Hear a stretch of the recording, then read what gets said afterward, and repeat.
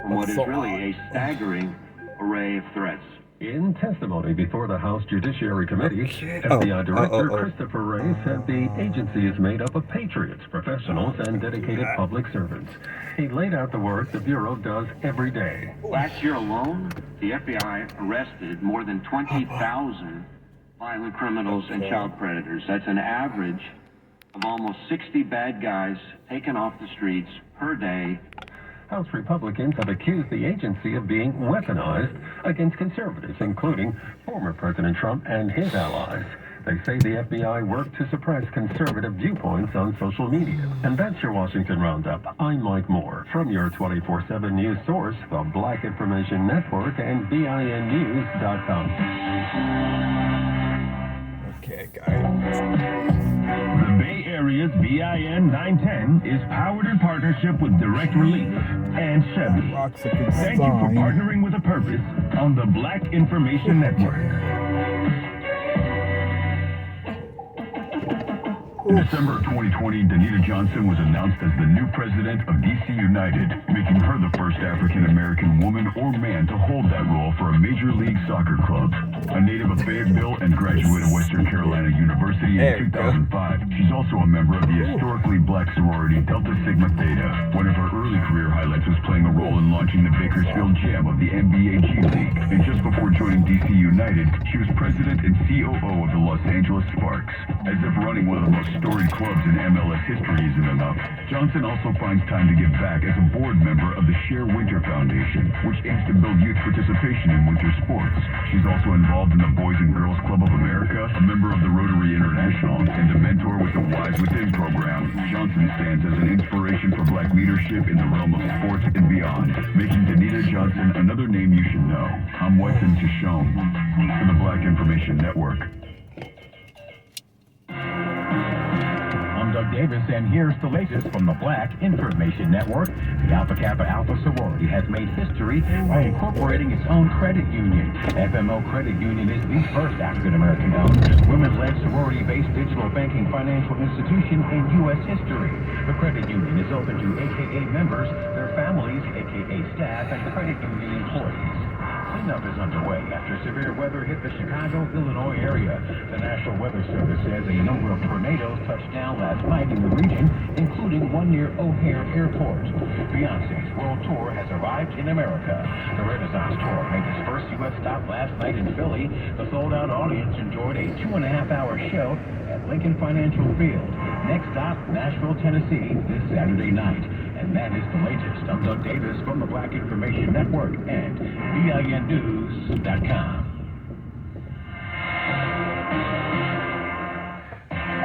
I'm Terry McCready. And I'm Kevin Brown on your home for 24/7 News, the Black Information Network. The Congressional Black Caucus is pledging opposition of the Senate Judiciary Committee's consideration of 2 judges over what is known as the blue slip policy. In a letter to Judiciary Committee Chair Senator Dick Durbin, CBC Chairman Representative Stephen Horsford urged him to utilize his power as chairman to implement reforms. This should occur prior to caucus considerations of Louisiana District Court nominees Jerry Edwards Jr. and Brandon Long. A blue slip refers to an opinion written by a senator from the state where a federal judicial nominee resides. Both senators from the nominee states are sent a blue piece of paper that the committee uses to assess their views on the individual. The rule has historically given a home state senator the ability to stop a lower court nominee by refusing to return the blue slip to the committee. I'm Morgan Wood on the Black Information Network. South Carolina's Black Senator Tim Scott joins New Jersey Governor Chris Christie in reaching the number of individual donors required by the Republican National Committee in order to participate in the August debate. Christie says he surpassed 40,000 unique donors in a month, while Scott's team says he's received 53,000 contributions from all 50 states. A January 6th rioter was arrested after appearing outside the home of former President Barack Obama with 2 guns and hundreds of rounds of ammunition in his van, will remain detained until his trial on Wednesday. Taylor Toronto of Washington State is facing 4 misdemeanor charges in connection with the Capitol attack, and now federal prosecutors suggest additional charges may be pending. Toronto has been living for a couple of months in his van parked often outside the Washington jail, where many defendants of the insurrection are being held. Intense fighting in Sudan has displaced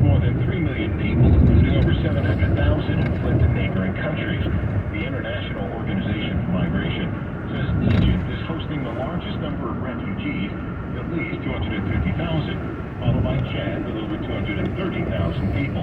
The IOC says about 60,000 people fled to Ethiopia, while the Central African Republic has accommodated nearly 17,000 refugees. The conflict in Sudan has been mounting between the military and the paramilitary rapid support forces since April. Zanzibar authorities are enforcing a ban on braided hairstyles for men. The concern is the practice impacts local traditions and threatens people's morals. The semi-autonomous island province's culture executive secretary is dismissing concerns that the move targets the LGBTQ community in the islands where same-sex relationships are illegal. The 2015 law is only now being enforced. Any man who enters or lives in Zanzibar with braided hair faces a fine of over $400 or 6 months behind bars, and in some cases, both. For more on these stories and international, national, state, and local news affecting the Black community, listen to the Black Information Network on the iHeartRadio app or log on to BINnews.com. I'm Carrie McCready along with Kevin Brown on your home for 24/7 News, the Black Information Network.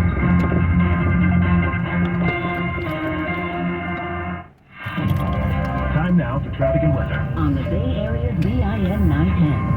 First off, I want to head back to San Leandro. Had an earlier crash on eastbound 580 near 150th. They got that cleared off to the right shoulder. In the opposite direction in Castro Valley, we still have a crash on westbound 580 approaching 238. This one is off to the shoulder as well. We're losing bumpers today, starting at Lafayette, eastbound Highway 24 and Oakville Road. Watch out for a bumper in the right lane. Also in Burlingame, northbound 101 before the Burlingame exit, we have a bumper. That's in the second lane from the left. Also have a new accident at Bellevue-Dixon on southbound 113, just past Interstate 80. This is a solo crash in the center divide. We'll have clear skies tonight, lows in the 50s, sunny and mild at the coast with highs in the 60s and 70s, but it's going to be hot inland with highs in the 90s. With Bay Area traffic and weather, I'm Ricky Batiste on the Black Information Network. Our news all the time. The Black Information Network. The Bay Area's BIN 910. I'm Natasha Williams on your home for 24/7 News, San Francisco's BIN 910. Skateboarding is not a crime. What the hell? San Francisco police are ready to reveal what really happened at last week's skateboarding event. This after dozens of angry residents, many who are parents, packed a police commission meeting looking for answers.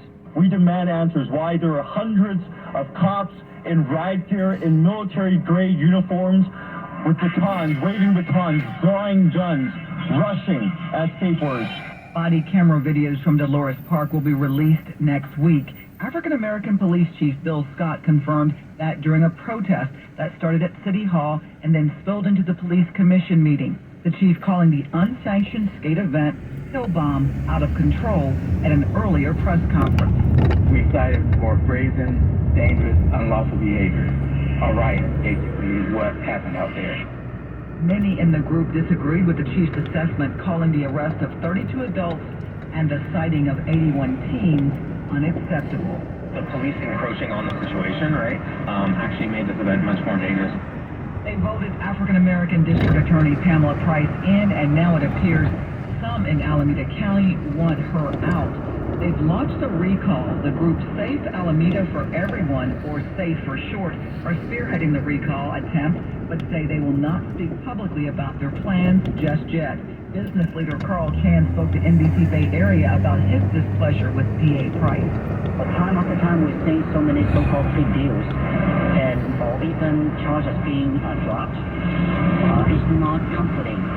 And a major heat wave is setting its sights on the Golden State, and emergency management officials are bracing for a scorching showdown that begins Friday and will build through Monday. Wade Crowfoot with the California Natural Resources Agency says extreme heat may be the most dangerous climate-driven impact to public health. Obviously, priority 1A in coming days is helping people keep themselves and their families safe. California's Office of Emergency Services is working to increase Californians' awareness of the heat threats, how to prepare and stay cool and provide emergency alerts. They're also looking to expand cooling center sites, retrofit buildings with air conditioning and cool roofs, and broaden the use of cool pavement technology, as well as tree canopies and shade structures to help Californians weather and adjust to extreme heat. A historic San Francisco craft brewery is closing its doors. Anchor Brewery Company announced Wednesday it's ceasing operations and liquidating the business. A spokesperson for the company says economic conditions over the last several years made the company no longer sustainable. The pandemic, inflation, and product costs, especially in San Francisco, and a competitive brewing market left no other choice, they say. Founded nearly 13 decades ago in 1896, Anchor Brewing has advertised itself as America's first craft brewery. And that's a look at what's happening around the Bay Area. I'm Natasha Williams on your home for 24/7 News, San Francisco's BIN 910. Want to support your community? Farms is a legal nonprofit committed to assisting and providing legal services to black farms and landowners.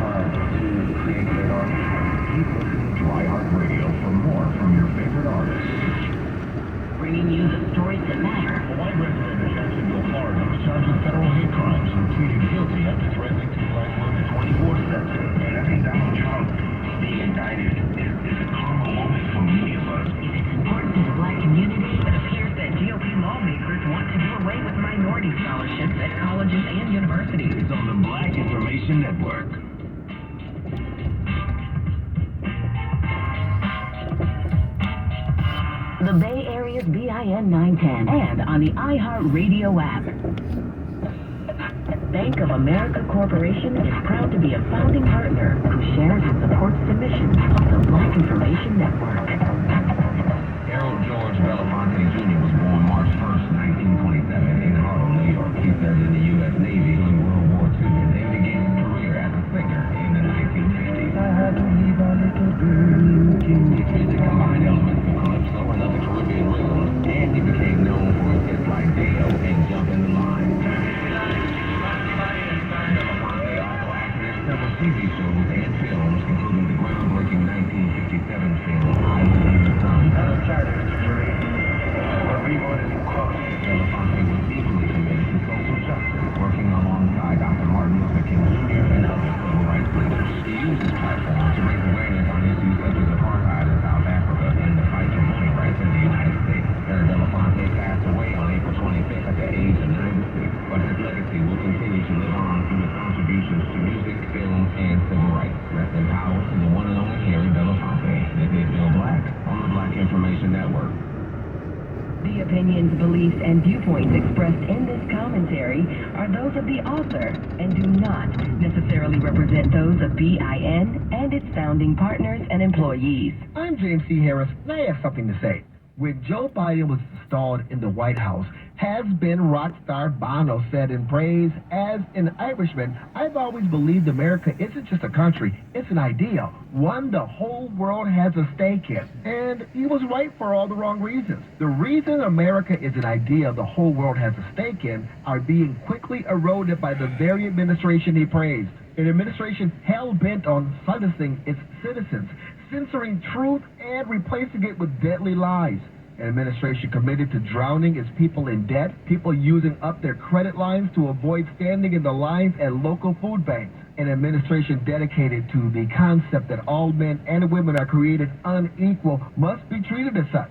The bigotry of low expectations is killing the very populations for whom misguided politicians and policymakers develop them for. An administration sending bombs abroad with money we haven't earned yet. Money our great-great-great-grandchildren who haven't been born yet have earned yet and likely never will. Sending cluster munitions to Ukraine, munitions that U.S. Ambassador Linda Thomas Greenfield told UN in 2022 had no place on any battlefield. America isn't just a country.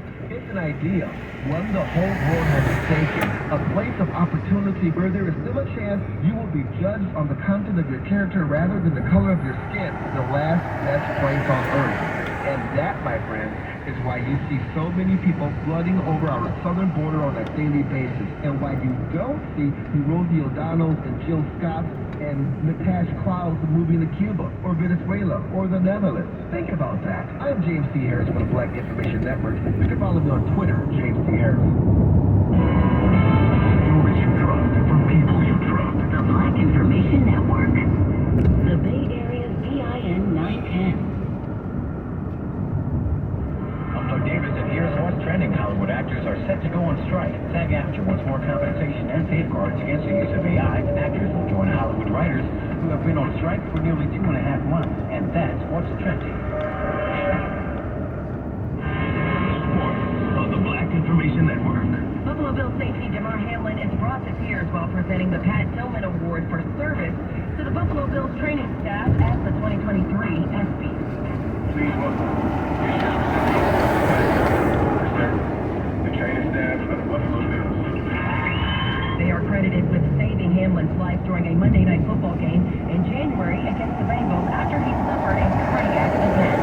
He's returning to Cincinnati soon to spring training that aims to save athletes' lives.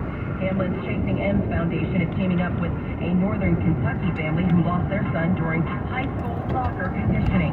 Jim and Matt Manchin started the Matthew Manchin Jr. One-Shot Foundation after their son collapsed and no one thought to get an AED to try to save his life.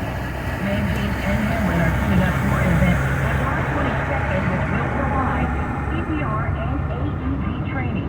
Hamlin will also be giving out 50 AEDs at the end of the training.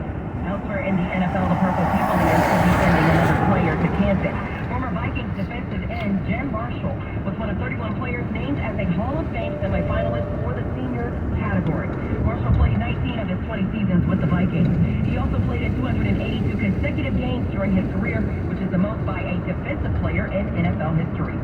With the latest in sports, I'm Morgan Wood on the Black Information Network.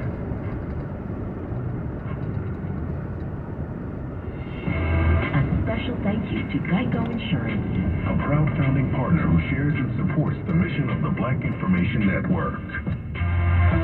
Heavily based on soul music, but incorporating elements ranging from funk, jazz, fusion, hip-hop, and African to electronic and pop, the term neo-soul emerged in the 90s as a way to define and market a soul revival which had been underway since the 80s. Artists like D'Angelo, Erykah Badu, Lauryn Hill, and Maxwell all having success, industry execs found it necessary to classify the genre-bending music.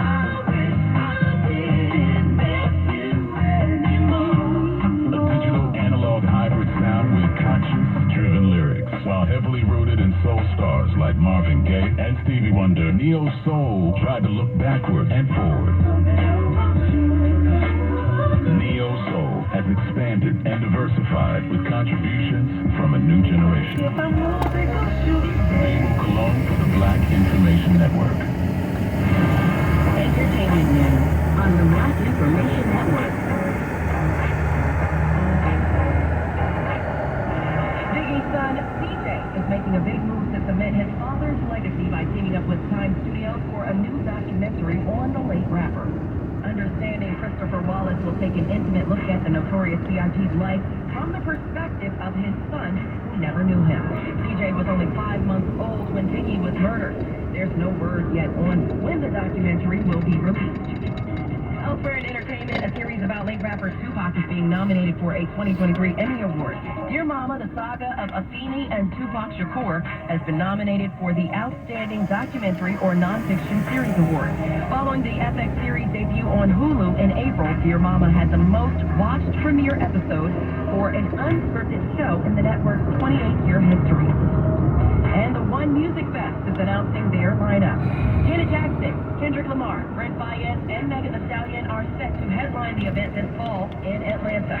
Bryson Tiller, Thames, Kodak Black, Corey Lorraine, Key Glock, Dream, Neo, Chief Keef, Nelly, Killer Mike, Waka Flocka, Big Daddy Kane, and Lover, and others are set to perform. Atlanta's One Music Fest is scheduled to go down October 28th and 29th at Piedmont Park. Tickets are on sale now. With the latest in entertainment, I'm Morgan Wood on the Black Information Network.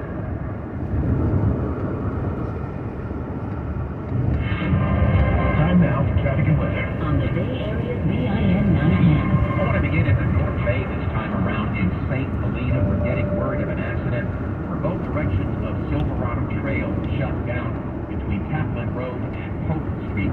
This is due to an accident involving two trucks. Again, both directions of Silverado Trail are blocked at this time. You can take Highway 29 through St. Helena in order to get around that. Let's head over to the Bay Bridge. We just got word of an accident on the lower deck, eastbound 80, near the island. A car and a motorcycle tangled up in this crash. Traffic is backed up to 101. As a result, you're looking at least 20-minute delay. Westbound Bay Bridge, we see heavy traffic between the center Anchorage and 101. By the way, greenery lights have been turned on at the toll plaza. Clear skies tonight, going to be sunny and hot inland tomorrow. With Bay Area traffic and weather, I'm Ricky Batiste on the Black Information Network. Black news impacting your town, Your world, your voice. I'm John Marshall. And I'm Bree Wood on your home for 24/7 News, the Black Information Network. The City Council of Virginia Beach, Virginia has unanimously voted to give away its century-old Confederate monument, with community members on both sides of the debate expressing their views. They're not veterans, they're not heroes, they are traitors. And we need to take down these statues honoring American traitors. I am the great-great-granddaughter of a Confederate soldier. I'm here to protect my children's rights. They got a right to be proud of who they are. WAVY reports the ownership will be transferred to the Shenandoah Valley Battlefields Foundation, which plans to relocate it to a private farm in the city. The removal of Confederate monuments was a part of the racial reckoning of 2020. A study conducted by scientists at Carnegie Mellon and Texas A&M universities has found elevated levels of the chemical irritant acrolein near the site of a train derailment in East Palestine, Ohio. The researchers detected acrolein concentrations up to 6 times higher than normal levels recorded before the disaster. NBC News reports the findings, published in the journal Environmental Science and Technology Letters, suggest that prolonged exposure to acrolein in these levels could be a health concern. The Environmental Protection Agency detected acrolein as well, but did not determine its long-term health risks. Research conducted by National Jewish Health reveals that African Americans with symptoms of chronic obstructive pulmonary disease, or COPD, are often not diagnosed due to flaws in diagnosis methods. According to newsmedical.net, the study compared COPD diagnosis using fixed ratio spirometry, a standard method, and found that 21% more African American patients were classified as non-COPD using this method, despite showing symptoms and having signs of emphysema on CT scans. The study highlights the need for improved diagnostic tools to ensure accurate COPD detection in all patients. There's a dynamic lineup of topics and conversations for this week's Black Perspective. The Black Information Network's Ahmed Gordon has a rundown of what's coming our way. Coming up this week on The Black Perspective, Amber Payne talks to White House Assistant to the President, Jen Klein, about President Biden's proposed legislation to reduce child care costs for families that utilize child care providers. Pastor Dillard talks to Ben Jealous about his new book, Never Forget Our People Were Always Free. Ramses Jaw continues his conversation with Deborah Watts about the Emmett Till Legacy Foundation. Doug Davis speaks with a Black commercial real estate executive about a supplier diversity initiative, which consists of a DEI grant. And I talk with gospel music legendary artist Bishop Marvin Sapp about his award-winning legacy and career. I'm Ahmed Gordon. Join us this Sunday at 9 a.m. and 9 p.m. Eastern Standard Time for The Black Perspective, hosted by Mike Island, here on the Black Information Network. And Sean Diddy Combs has launched Empower Global, a digital marketplace that allows consumers to discover and shop from Black